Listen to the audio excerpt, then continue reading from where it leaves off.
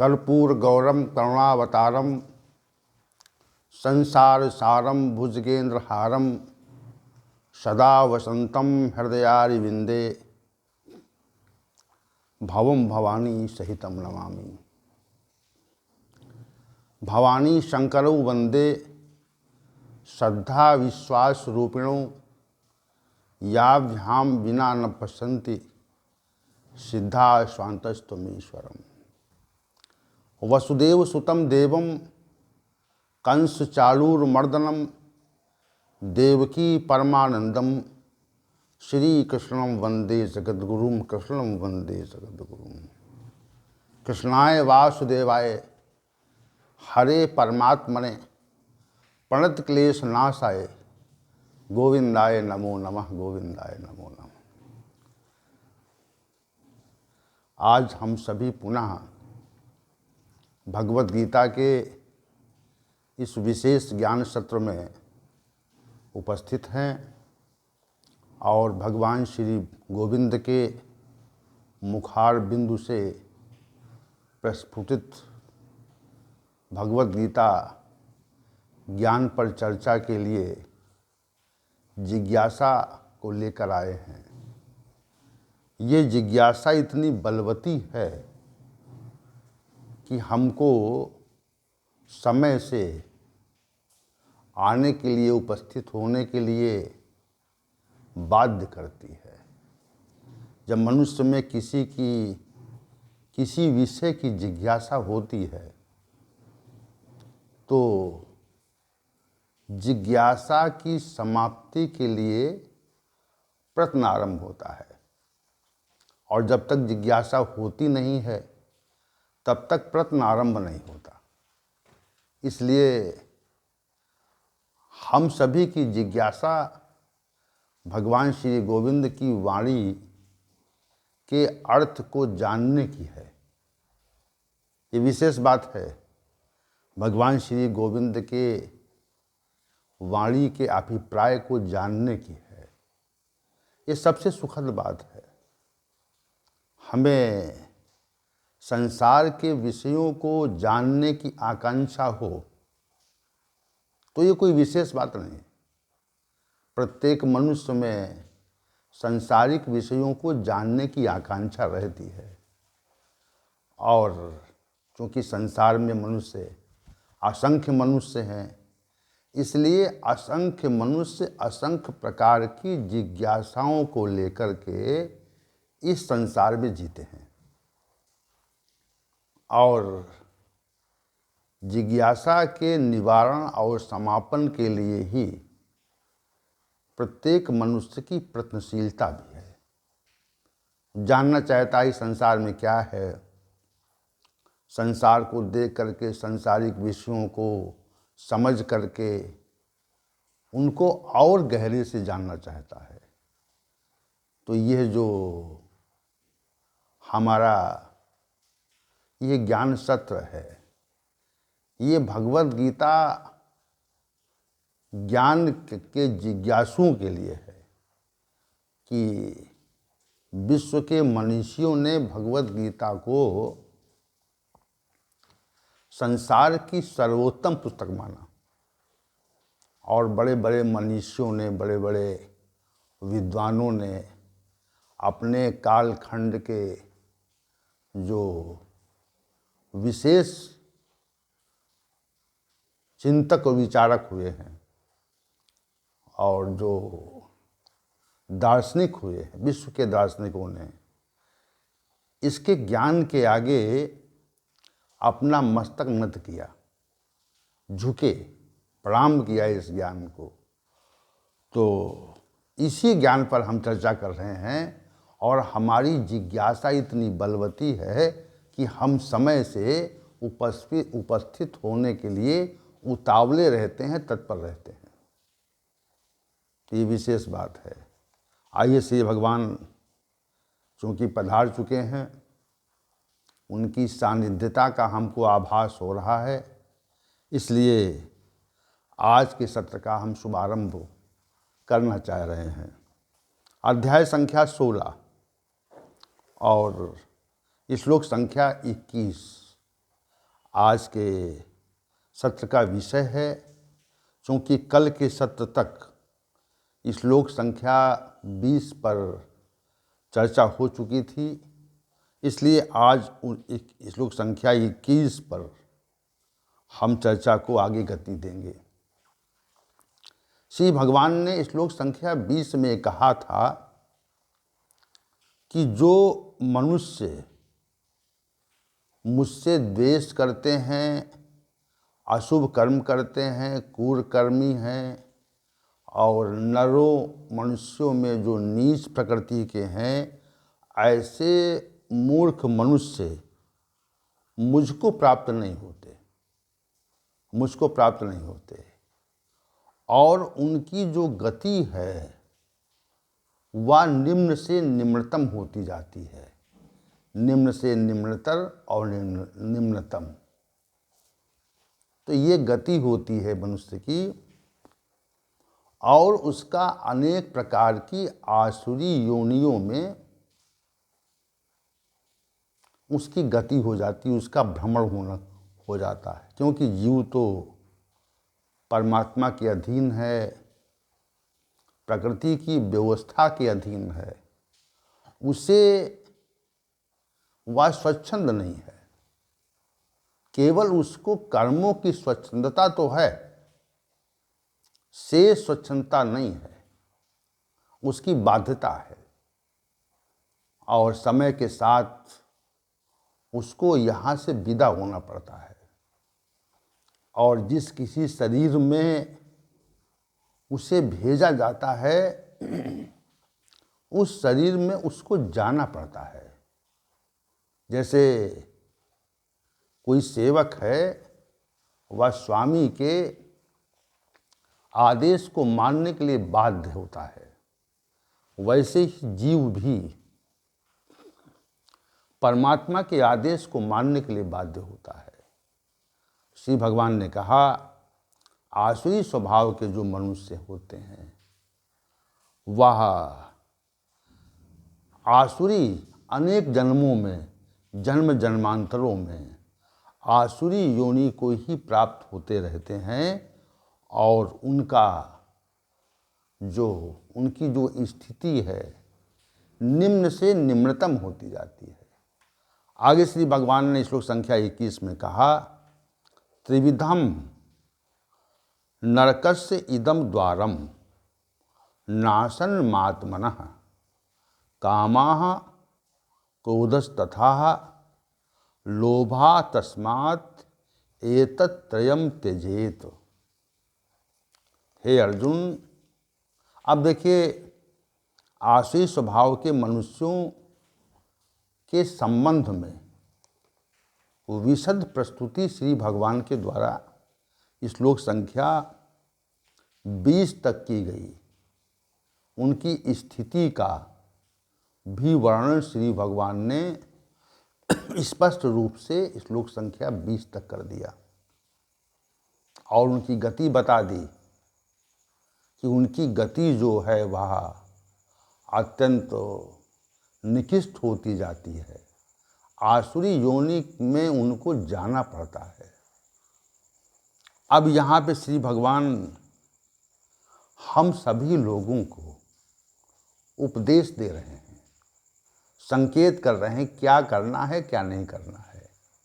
इस तथ्य को देखिए, इस अध्याय का अब उपसंहार हो रहा है। धीरे धीरे ये अध्याय जो है वह अपनी समापन स्थिति की ओर बढ़ रहा है।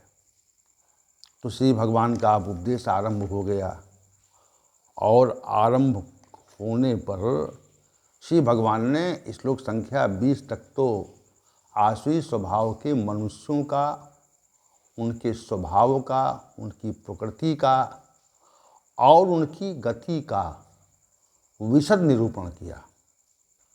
और फिर श्लोक संख्या 21 में सभी मनुष्यों के लिए जो कल्याण का मार्ग है उस मार्ग की विवेचना आरंभ कर दी। कहा कि हे अर्जुन, कामना, क्रोध तथा लोभ ये तीन विधि के नरक के द्वार आत्मा का नाश करने वाले, अर्थात उनको निकृष्ट स्थिति में पहुंचाने वाले हैं। तस्मात् एतम त्रयत त्यजेत, इसलिए कामना का, क्रोध का और लोभ का, इन तीनों का परित्याग हमें कर देना चाहिए। भगवान ने ये बताया कि इस श्लोक में स्पष्ट कहा है इन्होंने कि तीन तथ्य हैं जो मनुष्य को नारकी स्थिति में ले जाने के लिए आधार हैं, कारण हैं, हेतु हैं। क्या है? एक तो कामना, काम कहा, दूसरा क्रोध कहा तथा तीसरा लोभ कहा। ये जो तीन हेतु बताए, कारण बताए, जो हम सभी जीवों को नरकादिक लोकों में ले जाने के कारण बनते हैं, हेतु हैं, और इनका जो प्रभाव है वह आत्मा पर पड़ता है। आत्मनः नाशनम, जो आत्मा का विनाश करने वाले हैं, आत्मा को निकृष्ट गति में ले जाने वाले हैं, निकृष्टतम स्थिति को पहुंचाने वाले, यही तीन कारण है। ये बात श्री भगवान ने यहाँ पर कही और फिर ये आदेश दिया। आदेश है ये, तस्मात् एतत् त्रयम त्यजेत, इसलिए इन तीनों का परित्याग कर देना चाहिए। अगर अपना कल्याण चाहते हैं आप, तो तीनों को आप अपने जीवन से धीरे धीरे धीरे धीरे पृथक करें। ये बात श्री भगवान ने कही। तो इस श्लोक में तीन तथ्य हैं।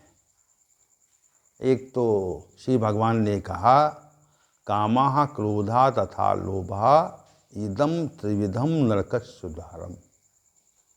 हे अर्जुन, कामना, क्रोध और लोभ, ये तीन विधि के नरक के द्वार हैं। एक बात। दूसरी बात ये कही, आत्मनः नाशनम, ये तीनों जो नारकी द्वार हैं, ये आत्मा को विनिष्ट कर देते हैं। तीसरी बात कही, तस्मात् एतत् त्रयम त्यजेत, इस कारण इन तीनों का हमको विनाश कर देना चाहिए। यही मनुष्य के कल्याण का कारण है, यही मनुष्य के कल्याण का कारण है। आइए इस पर चर्चा करते हैं। कामना, क्रोध और लोभ, ये तीन तथ्य हैं, तीन तत्व हैं जो हमको इस संसार में भी डुबोते हैं और हमारे सामने प्रतिकूलताएं उपस्थित कर देते हैं। तीन तथ्य, कामना, क्रोध और लोभ। और जब हमारी मृत्यु हो जाती है, उसके उपरांत हमको अनेक आसुरी योनियों में या अनेक प्रकार के नरकों में ले जाने का कारण भी कामना, क्रोध और लोभ है। कामना, क्रोध और लोभ ये हमको नरकादिक लोकों में ले जाने का कारण भी हैं।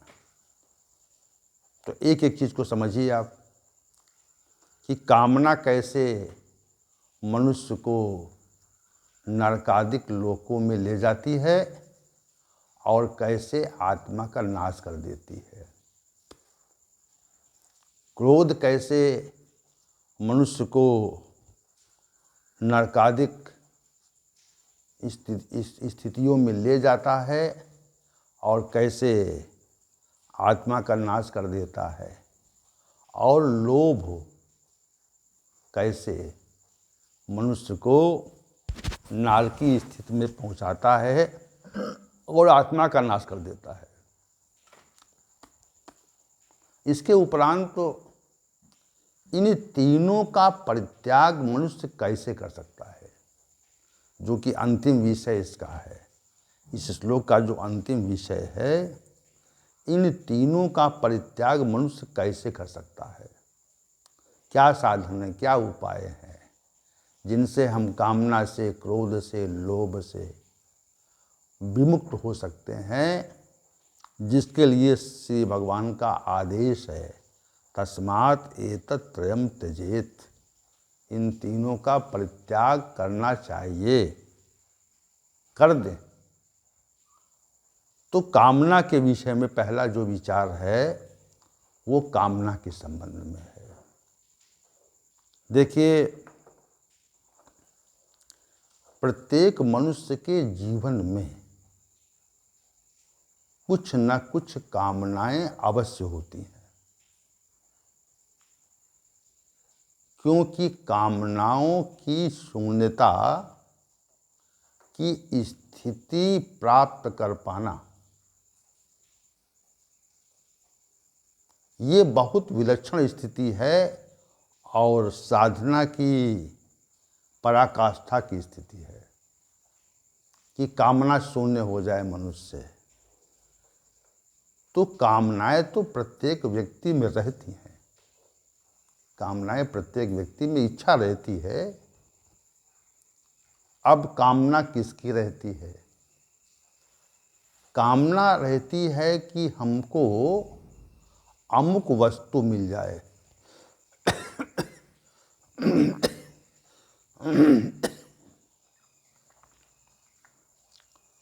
दूसरी कामना रहती है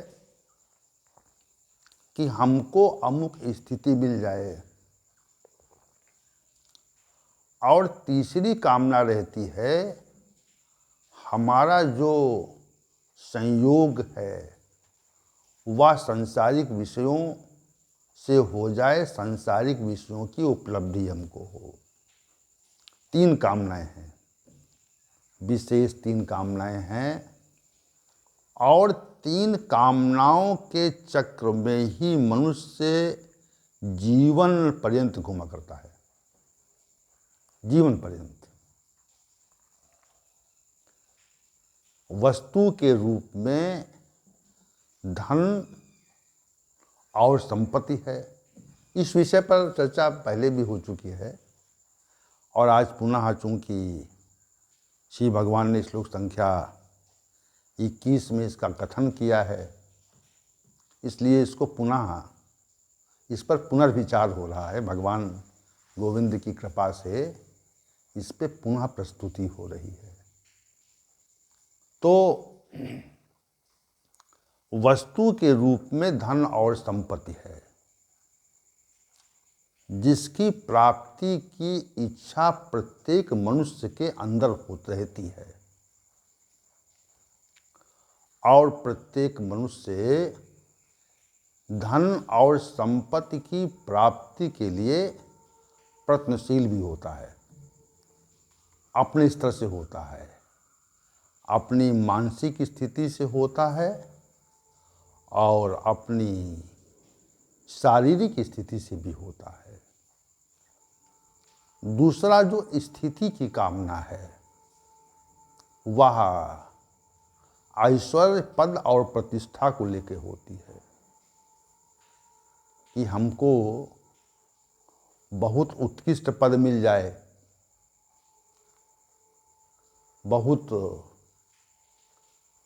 प्रतिष्ठा मिल जाए, हम जहाँ पर जाएं तो लोग हमारी जय जयकार करें, और बहुत ऐश्वर्य मिल जाए कि लोगों को हमारे बारे में जानने की जिज्ञासा हो, संसार में हमें लोग जानें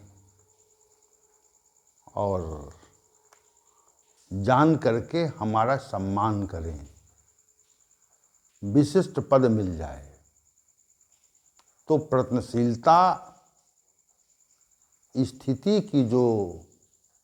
स्थिति को प्राप्त करने की प्रयत्नशीलता है, वह भी कामना के रूप में मनुष्य के अंदर रहती है। किसी व्यक्ति को संभवतः आपने देखा हो जिसको पद की कामना नहीं है,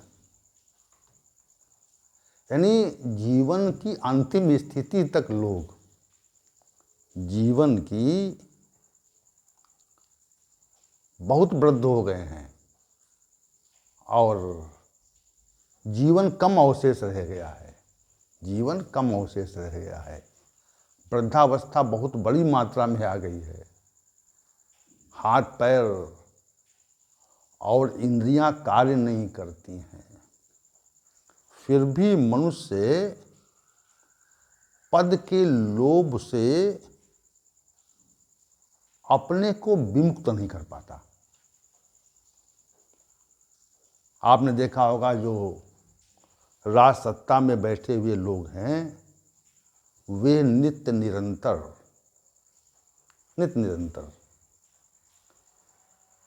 पद चाहते हैं, और जब भी पद का अभाव होता है तो उनको विशेष प्रकार की असुविधा, अशांति का आभास होता है।